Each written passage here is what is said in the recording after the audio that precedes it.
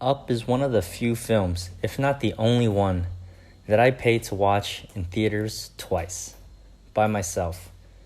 Something about it just resonated deeply with me as a 17-year-old, yet I never truly paused to reflect upon why that was. Here's my attempt to delineate exactly what makes Up so special to me and why it is one of my favorite films. Throughout the film, Carl, despite his aloofness, relies on the assistance of others to introduce a bit of chaos into his otherwise orderly, square, grounded, and neurotic outlook on life. Ellie, Russell, and Kevin engender brightness, extroversion, and idealism into Carl's life. But ultimately, he alone must undergo the transformation necessary to recover from his grief after Ellie's death, rediscover his inner child, and integrate the missing components of his psyche in order to fulfill his higher sense of responsibility to others. From its opening scenes, Up explores the importance of maintaining a spirit of adventure in life, not necessarily of physically traveling to wild, exotic locations, but of perceiving the world and our futures as places of optimistic possibility, with the underlying realization that without growth, we decay, irrespective of our age. With the right goggles and the right companions, adventure is always out there. We just have to get better at looking.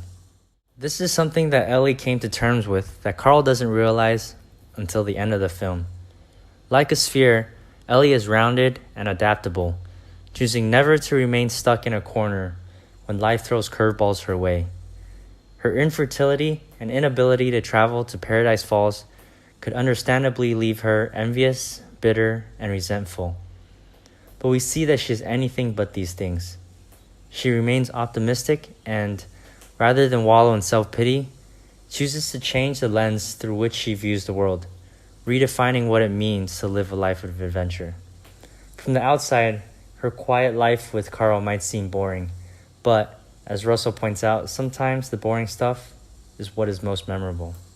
In contrast, Charles Muntz serves as a grim reminder of who Carl could be if he fails to learn his lessons.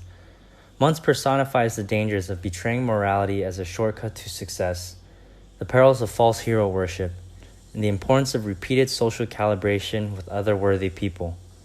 Isolated except for his domination of his dog army, Muntz degenerates into an obsessive, paranoid caged bird who is perpetually stuck under a cave, unable to break free.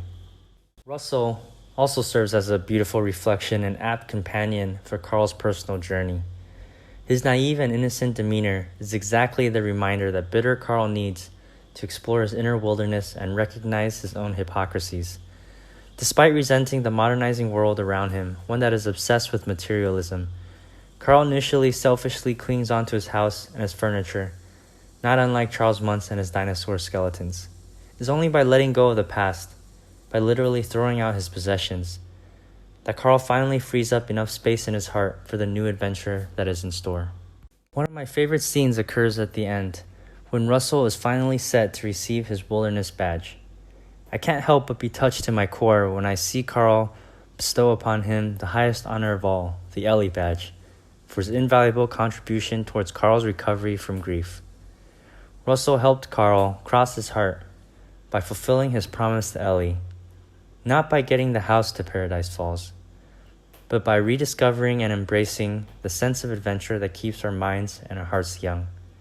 Russell helped Carl realize that this was Ellie's greatest gift to him all along, when she first presented the badge to Carl as a child himself.